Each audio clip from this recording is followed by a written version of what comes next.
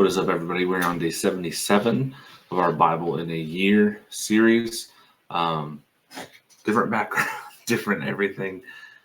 Today, and probably for the next couple days worth of videos, have some personal family stuff going on. Family member in hospice. So if you can, appreciate prayers with that, just on the whole situation. But we're still going to be putting these on. So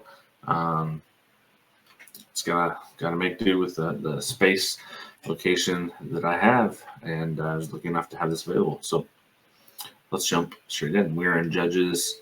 First of all, we're reading out of the CSB Bible, Christian Standard Bible.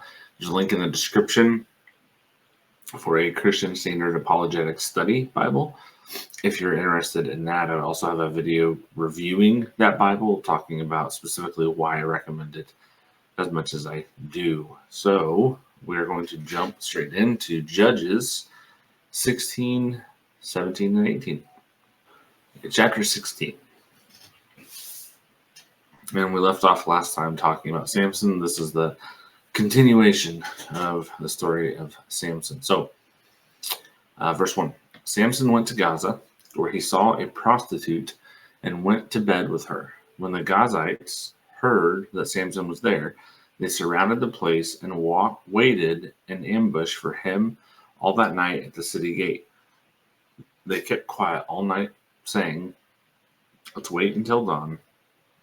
Then, when we kill him, then we will kill him." But Samson stayed in bed only until midnight. Then he got up, took hold of the doors of the city gate, along with the two gateposts, and pulled them out, bar and all. He put them on his shoulders and took them to the top of the mountain overlooking Hebron. So he picks up the entire city gate and just runs off with it. Sometime later, he fell in love with a woman named Delilah, who lived in the Sorek Valley. The Philistine leaders went to her and said, "Persuade him to tell you where his great strength comes from, so we can overpower him, tie him up, and make him helpless. Each of us will give you 1,100 pieces of silver." So Delilah said to Samson, "Please tell me, where did your strength come from? How could someone tie you up and make you helpless?" So, odd question. Specifically, how could someone tie you up and make you helpless? But if you're not familiar with the story, it gets worse. Verse 7. Samson told her, "If they tie me up with 7 fresh bowstrings that have not been dried, I will become weak and be like any other man." The Philistine leaders brought her 7 fresh bowstrings that had been dried, and she tied him up with them. While the men in ambush were waiting in her room, she called out to him, "Samson, the Philistines are here." But he snapped the bowstrings as a strand of yarn snaps when it touches fire. The secret of his strength remained unknown. So you would think, after she asks specifically what it is that's going to make him weak, and then that just happens to be the thing that it puts on him. But he goes right back. Verse 10. Then Delilah said to Samson, "You have mocked me and told me lies. Won't you please tell me how you can be tied up?" He told her, "If they tie me up with new ropes that have never been used, I will become weak and be like any other man." Delilah took new ropes, tied him up with them, and shouted, "Samson, the Philistines are here." But while the men in ambush were waiting in her room, he snapped the ropes off his arms like a thread. Then Delilah said to Samson, "You have mocked me all along and told me lies. Tell me how you can be tied up." He told her, "If you weave the 7 braids on my head into the fabric on a loom." Now, this is still, he's not being honest, but I think this is a good example of how we often handle situations like this. He's tiptoeing closer to what is real, right? So first, he's talking about being tied with a specific type of material, right? And then now, it's not a specific material he needs to be tied with. It is his hair. Specifically, weave 7 braids into his head, right into his hair. So he is tiptoeing, getting closer to that, the truth there. So it doesn't seem to be going very well. She fastened the braids with a pin and called to him, "Samson, the Philistines are here." He awoke from his sleep and pulled out the pin with the loom and the web. "How can you say I love you?" she told him, "when your heart is not with me? This is the 3rd time you have mocked me and not told me what makes your strength so great." So, again, and this is a point that I'm going to harp on a lot. I've seen a lot of others harp on it, and I think it's for good reason. And it's not necessarily even because Samson was so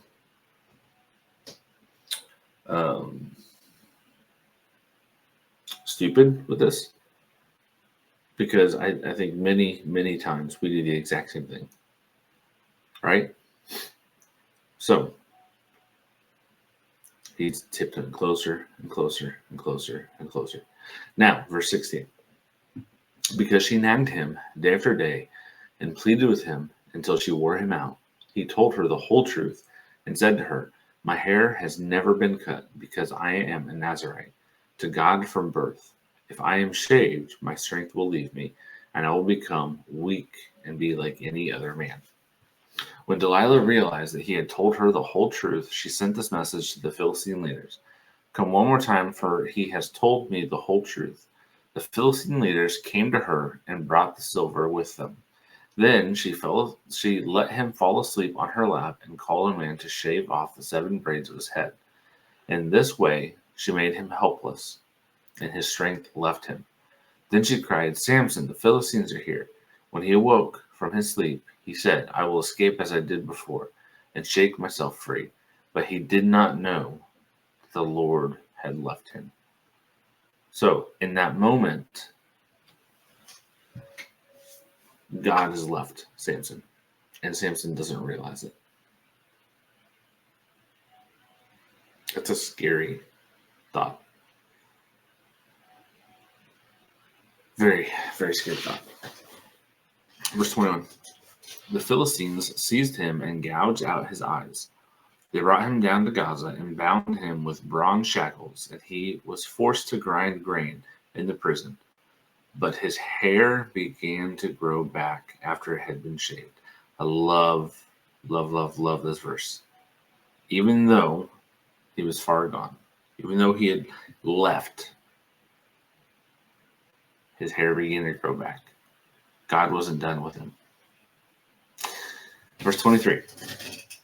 Now the Philistine leaders gathered together to offer a great sacrifice to their god, Dagon. They rejoiced and said, "Our God has handed over our enemy Samson to us." When the people saw him, they praised their God. "Handed over to us our enemy who destroyed our land and who multiplied our dead." When they were in good spirits, they said, "Bring Samson here to entertain us." So they brought Samson from the prison, and he entertained them. They had him stand between the pillars.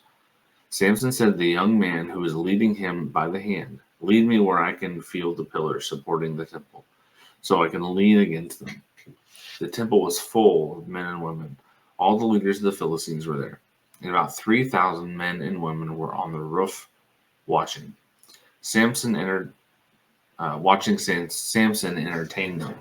He called out to the Lord, "Lord God, please remember me. Strengthen me, God, just once more. With one act of vengeance, let me pay back the Philistines for my 2 eyes." Samson took hold of the 2 middle pillars supporting the temple and leaned against them. one on his right hand and the other on his left. Samson said, "Let me die with the Philistines." He pushed with all his might, and the temple fell on the leaders and all the people in it. And those he killed in his death were more than those who he had killed in his life. Then his brothers and his father's whole family came down, carried him back, and buried him between Zorah and Eshtaol in the tomb of his father Manoah. So he judged Israel 20 years.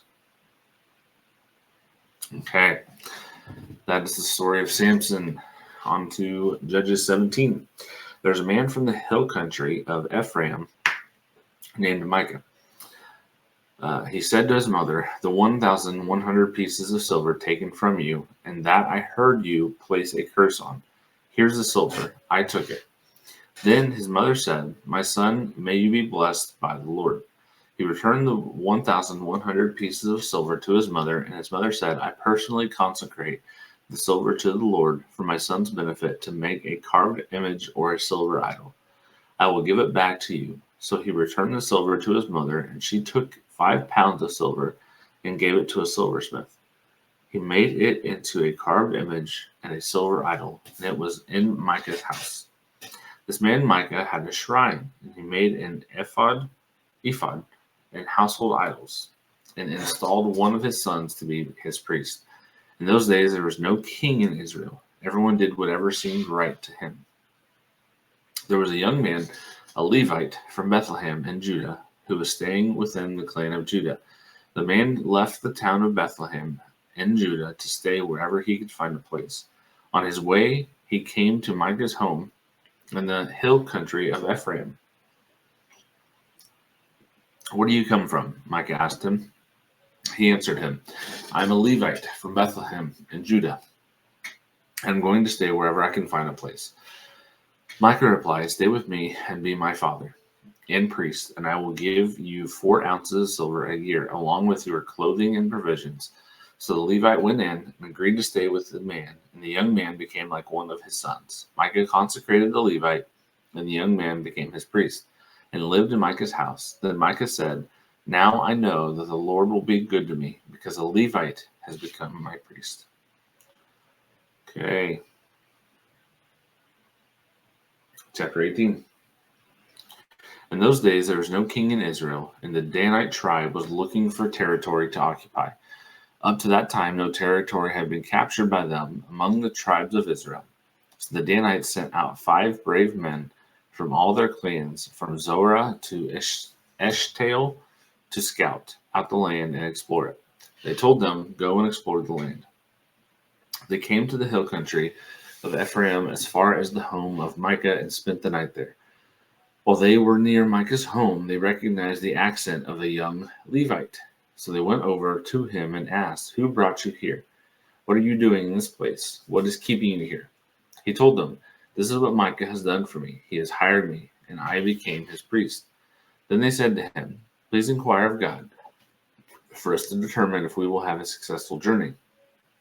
The priest told them, "Go in peace. The Lord is watching over the journey you are going on." The 5 men left and came to Laish.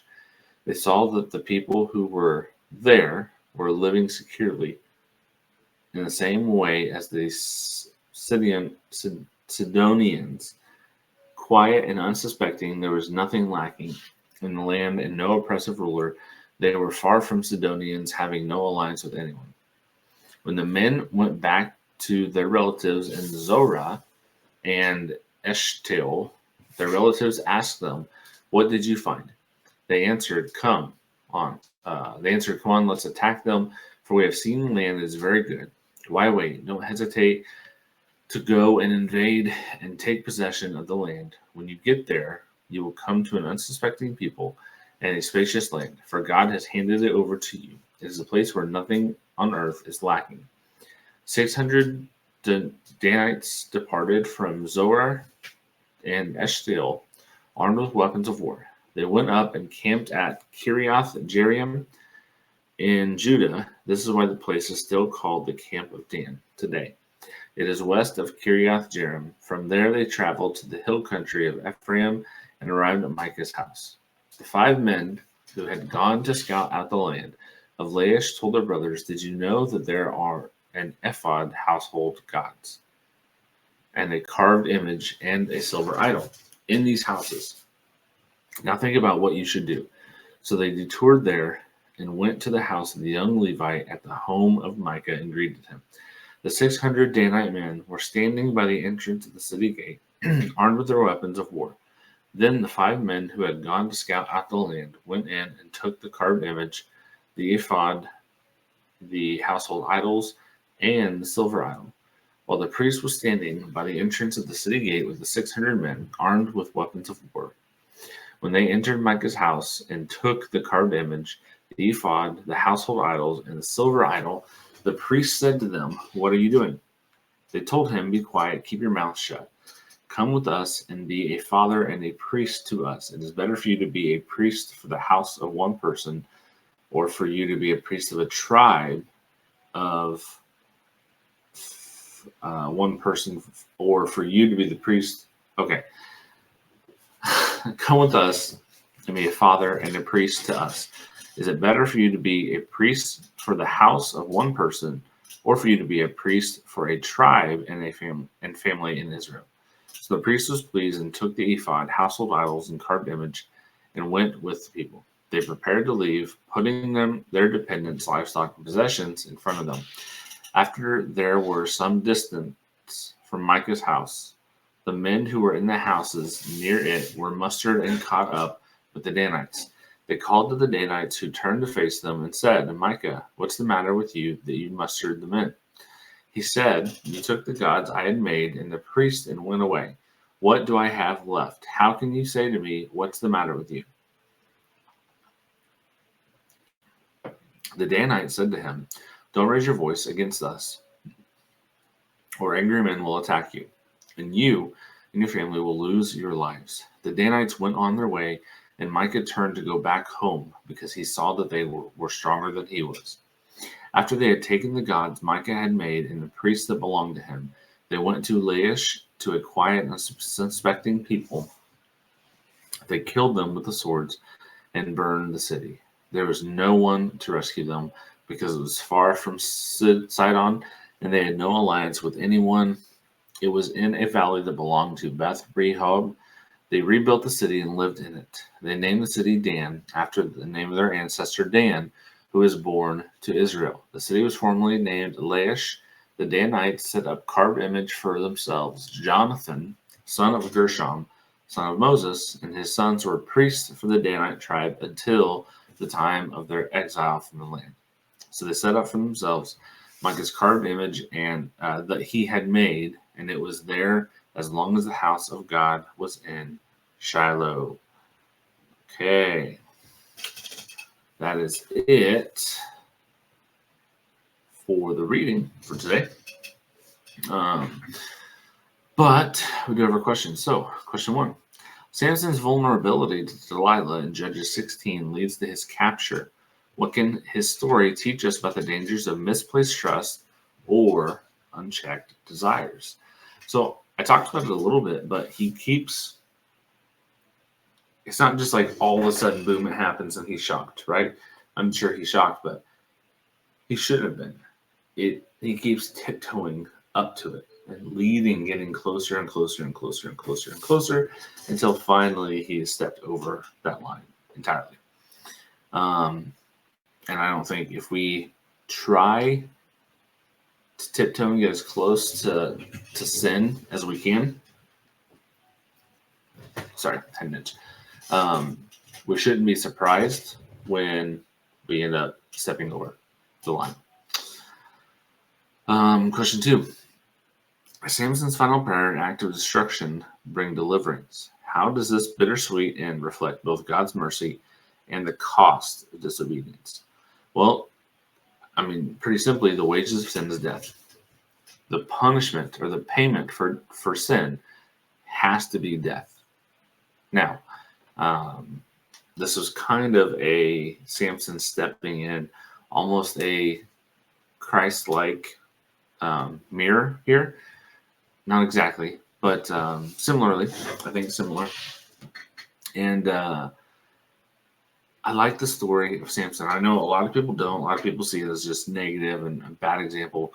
Yes, a bad example, but also a good redemptive example at the end. That he does come back, and in that final moment, he is back where in the right standing with God, I think. Question 3. In chapter 17 and 18, Micah's homemade religion shows Israel's moral drift. How do we guard against the creating of our own versions of faith instead of following God's truth? I think this can be problematic when you start getting into things like doing things because you feel this. You feel like you're supposed to do this, or it's emotion led or based in emotion, or um, things along those lines, right? So we need to stick to what the Bible says, what the Bible teaches, and understand that things outside of that aren't inherently bad, at least some of them, but they're also not a mandatory thing, right? It can be tradition. It can be something you love. It can be something you enjoy, and it can even be something that has a positive benefit to it. But you still need to guard to make sure you don't elevate that above to something more than what it actually is.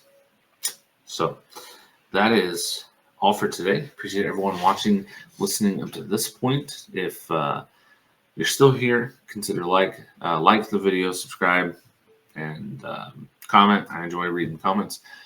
If this has been a blessing to you, then pass this along. Word of mouth is the best way that podcasts grow still today. It may not seem like it, but word of mouth is the number one way that podcasts are actually spread. So if it's been a blessing to you, it can help be a blessing to other people as well. We're still in Judges tomorrow. We're going to keep pushing through, and hopefully I'll be able to get these videos back out on time like normal. I'm doing a lot of these later than what I normally do. Very tired. I'm sure I probably look it, but yeah. So I should still be getting one every single day, but come back tomorrow. See if I'm tired or if I'm not. Appreciate everyone watching, listening, and all that. Thanks. God bless.